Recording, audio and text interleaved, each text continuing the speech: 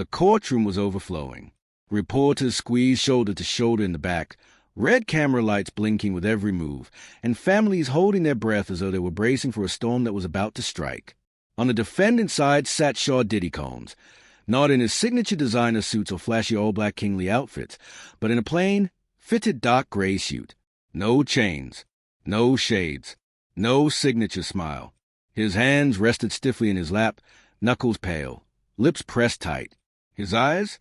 Hollow. This wasn't the Diddy the world adored. Not the mogul who once commanded stages, made crowds roar, and walked through life untouchable. This was a man stripped of power, stripped of image, stripped down to nothing but fear and flesh, standing at the edge of a single moment that would define his future. As the murmurs in the room faded, the judge fixed his gaze on him, stern, cold, unreadable, and gave a short nod. The silence was suffocating. "You may speak your final words," the judge declared. Diddy rose slowly. It wasn't confident. It wasn't commanding.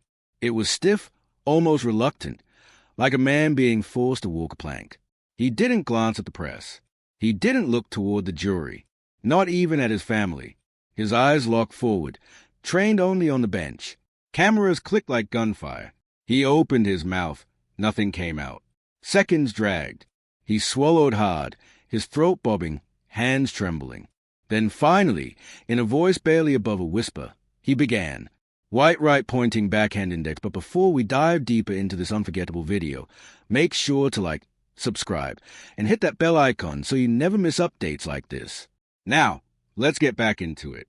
I know I've spoken through lawyers, through statements, through apologies, through explanations, he said, his voice cracking. But this is coming from me. Just me. Not the brand. Not the image. The man. People leaned forward in their seats, straining to hear every word. I was raised to believe that success bought peace, that fame meant freedom. But I've learned when it's gone, when the lights shut off, when your name is printed next to the word guilty, that's when you find out who you really are. He paused, lowering his head. His hands trembled, his breathing heavy. For months, I've replayed everything, every headline, every accusation, every mistake, but none of it compares to the nights when I close my eyes and see the people I hurt, when I hear the silence from the ones who once called me brother, leader, protector, when I hear my own children asking me why, and I have no answer. A sniffle broke out in the back row. Someone covered their mouth in disbelief. And maybe, he continued, voice breaking, that's the real sentence. Not the years, not the walls, but knowing I destroyed what mattered most. Not the awards, not the money, but the trust, the love, the legacy. Diddy lifted his head again, his voice steadier now, but heavy like every syllable carried weight. I'm not here to deny. I'm not here to beg for mercy. I just need you to know. I hear you, every person I failed, every soul I disappointed, and I'll carry that weight far longer than any prison time you give me. The judge didn't move. The room sat frozen, silent. It wasn't a performance. It wasn't a speech. It was the unraveling of a man who once seemed untouchable. With every word, the silence thickened until it pressed against everyone's chest. And still, it wasn't over.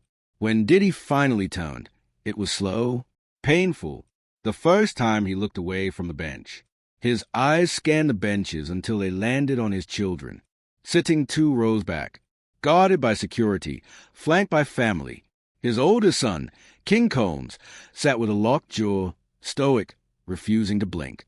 The younger one stayed, some too young to understand, but their eyes fixed on their father, all of them watching. Diddy's voice cracked again, raw and unfiltered. I don't expect forgiveness, he whispered, looking at his sons. Not from the world. Maybe not even from you. But I'm begging you, don't remember me as this. Don't let this courtroom be your last memory of your father. Tears filled his eyes, fast now, unstoppable. This wasn't the mogul. This wasn't the icon. This was just a father, pleading not with the court, but with his children. In that moment, everything shifted. The judge's robe, once a symbol of authority and integrity, became a reminder that even supposed guardians of justice could be swayed. For Diddy, it was no longer about music, money, or fame. It was about survival. Because influence could bend narratives, silence critics, and even buy time, but it could not erase the truth once it was exposed. And now, the truth had been revealed for all the world to see. The aftermath was immediate and devastating.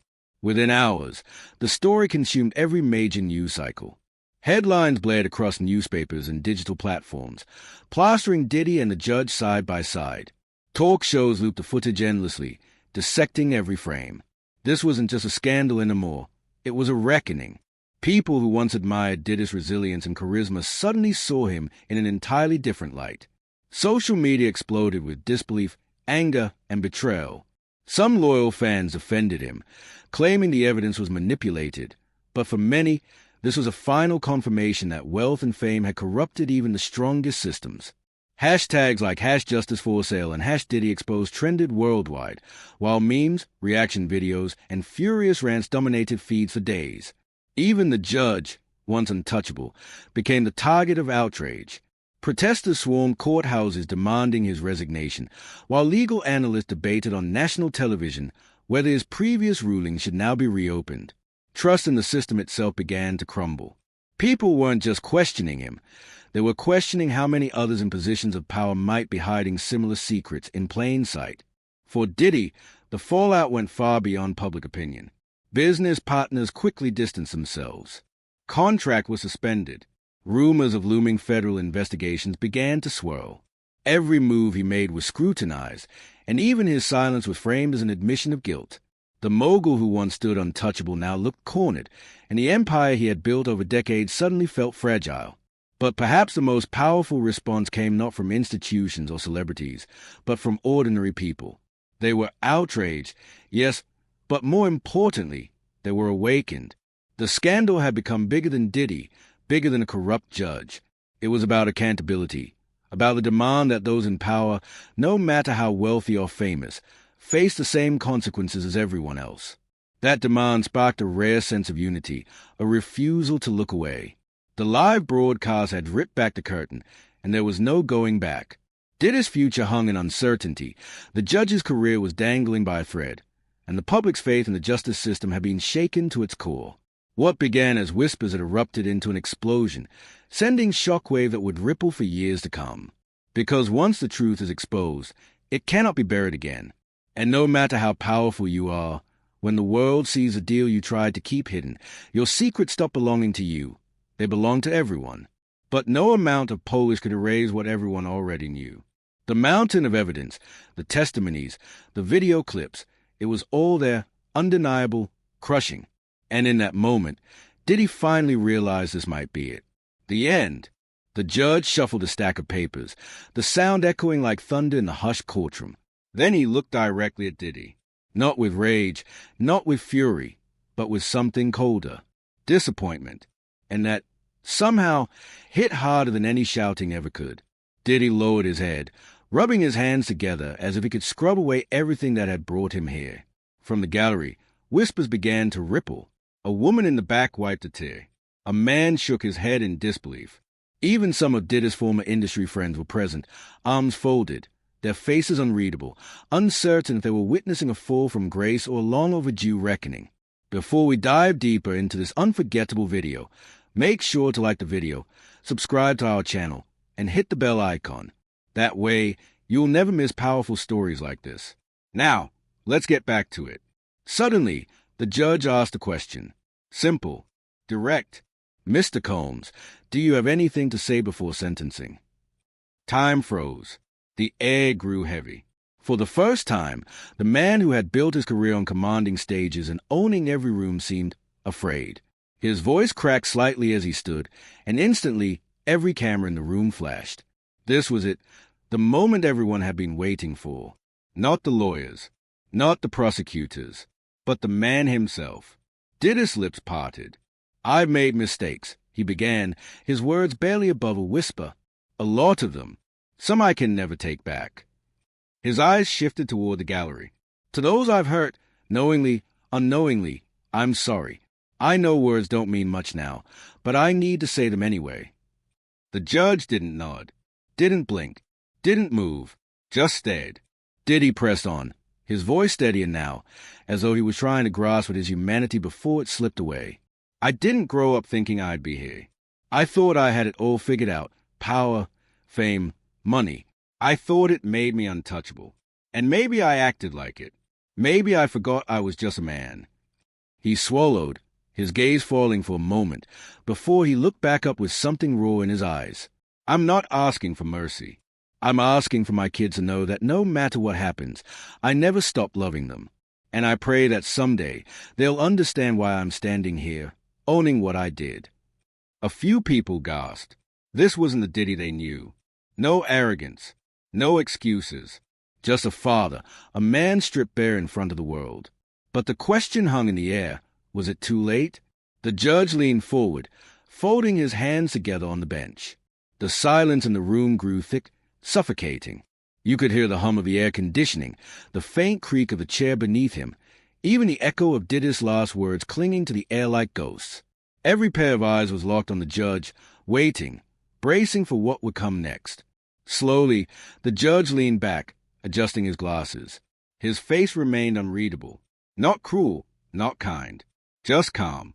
That dangerous calm, the kind that always comes right before a storm. I presided over many cases. The judge began, his voice sharp and steady. Celebrities, CEOs, politicians, people who thought they were bigger than the law. But, Mr. Combs, your case is different. Diddy lifted his head, a flicker of hope flashing across his face. Maybe this was it. Maybe his words had pierced through. Maybe the judge had seen his remorse. But then the judge's tone cut like a blade. You didn't just break the law. You manipulated it. You hid behind power. You used your fame like a weapon. And the worst part? You acted like it was all just part of the game. Diddy blinked, his lips trembling. His lawyers froze in stunned silence. Even the gallery stopped breathing. I've read every testimony, the judge continued. I've seen every piece of evidence. I've watched the surveillance footage more times than I can count. You didn't stumble into this, Mr. Combs. You walked into it, eyes open, willfully, repeatedly. From the back, one of Diddy's sons lowered his head, unable to look. His mother reached for his hand, squeezing it tight. And just when the weight of the moment seemed unbearable, the judge's tone shifted. Lower, slower. The judge's voice carried the weight of years. What haunts me most is that through all of it, you never once truly stopped. You had chances, warnings, opportunities to course correct. But instead, you doubled down. You became more arrogant, more reckless, as if consequences were for other people. Diddy's hands gripped the defense table, his knuckles white. The camera zoomed in, catching every twitch in his jaw, every shaky breath. This wasn't just sentencing anymore. This was a dismantling of a legacy, and the world was watching. I've watched people fight for justice their whole lives. The judge continued, his tone steady, merciless. Some never got it, but today, I'm making sure they do. Boom. That line hit like a gavel before the gavel. The prosecutor's lips pressed into a thin line. One of Diddy's lawyers leaned forward, ready to object, but the judge raised a hand without even glancing their way. Silence crashed back into the room like a slap. Mr. Combs, the judge said now, locking eyes with him, you had the world in your hands, and you crushed it with arrogance. A beat passed, the kind of pause that lived forever in headlines. Then came the line that would echo across every broadcast, every blog, every viral clip. This isn't about ending your story. It's about ending the belief that some stories are untouchable. Diddy's lips parted, but no words came. There was nothing left to say. The gavel hadn't even dropped yet, but the sentence was already ringing in everyone's ears. The illusion of invincibility had shattered. Then came the moment that froze the room. The judge reached for the sentencing papers. His fingers didn't tremble. His voice didn't waver. There was no drama, no theatrics, but the weight of his words crushed everything around them. Sean Combs, the judge said, the name cracking through the chamber like a gunshot in a church. This court has reviewed all evidence, heard every testimony, and listened closely to your final plea. Someone gasped. Even the court reporter hesitated, hands hovering over the keys. And while the court acknowledges your statement of remorse, it is also the duty of this court to weigh not just what is said, but what has been done. Diddy's jaw clenched. The mask of calm slipped. His chest rose and fell, slowly at first, then quicker.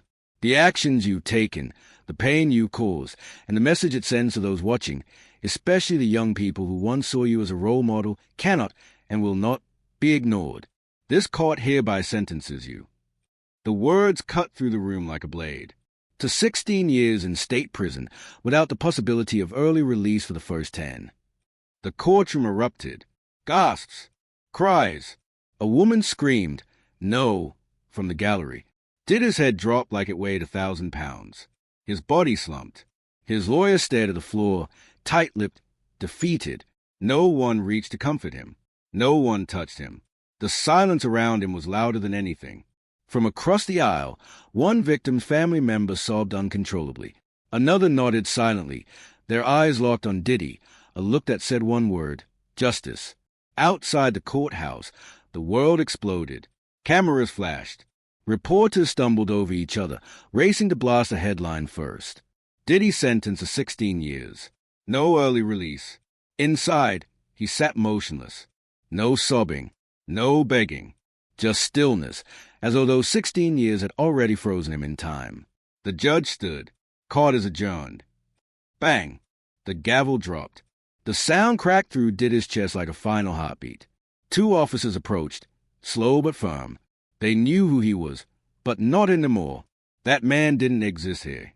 Not in this courtroom. Not in this moment. The cuffs clicked shut. Not props. Not symbolism. Just cold steel. Just justice. Diddy didn't resist. Didn't plead. Didn't cry. But his eyes, those eyes that once held untouchable confidence, now looked hollow, empty, defeated. The doors opened. And just like that, the man who once towered over the music industry was escorted out, not to a stage, not to a limo, not to flashing lights, but to a prison transport van. Outside, the crowd roared. Some cheered, some wept, some just filmed, capturing history in real time. The van's doors slammed shut, sealing him inside. And with that, a chapter of hip-hop closed forever. The transport rumbled through downtown streets, its tinted windows hiding the man inside. But everyone knew who was in there. Diddy sat in silence, handcuffed, staring at the metal floor.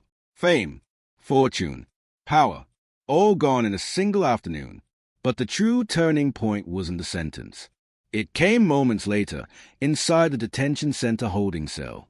No red carpet, no entourage, just 2 guards and 4 steel walls. The heavy door shut with a metallic clank. Diddy sat on a cold bench, his tailored suit now wrinkled and stained with sweat. No mirror, no phone, no watch, just silence. Almost hesitantly, Diddy reached out and took the tablet with trembling hands. When he pressed play, the flicker of the screen revealed the one thing that Caught couldn't break: his children. His daughter appeared first, tears streaming down her face. "Daddy, I don't know if I'll get to see you for a long time, but I want you to know I still love you. I just don't understand why you did all those things, why you lied, why you hurt people." Diddy's face collapsed, lips trembling, hands tightening around the device. Then his son appeared. "Pops, I know everyone's mad at you. I know the world is throwing you away right now, but I'm not. I remember the good you used to do. I remember who you were before all this. I just wish you fought harder to stay that man." Diddy blinked hard, fighting the tears, but they came anyway, slow, heavy, unseen by cameras or crowds. No stage, no performance, just a father confronting the weight of his actions. And then came the youngest, barely able to grasp the depth of it all. "I miss you. When are you coming home?" That broke him. He lowered the tablet, buried his face in his hands, and wept silently, not the kind of tears power could hide, but the kind that carve scars into a soul. In that moment, it wasn't the 16-year sentence, the shackles, or the gavel that crushed him. It was realizing he had lost something far deeper: his children's trust, their belief in him, their innocence. That was the true sentence, one no court could appeal. Weeks blurred into months as the world outside moved on. New scandals replaced his headlines.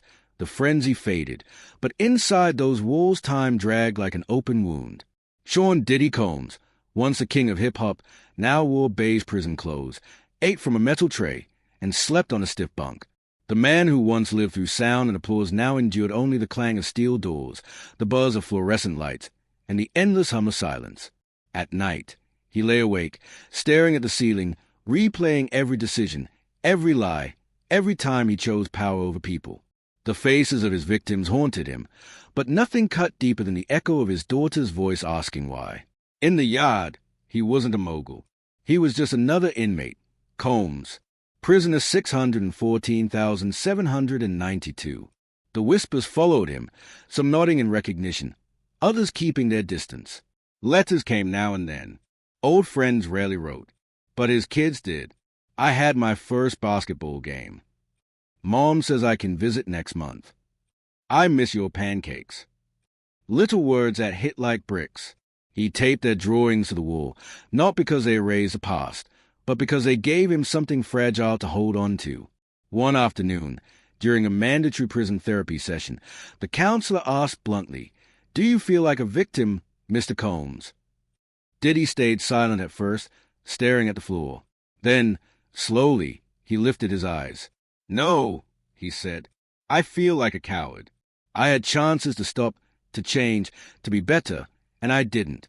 I thought I was untouchable. I thought money made me clean. But it didn't. It just made the dough look shiny."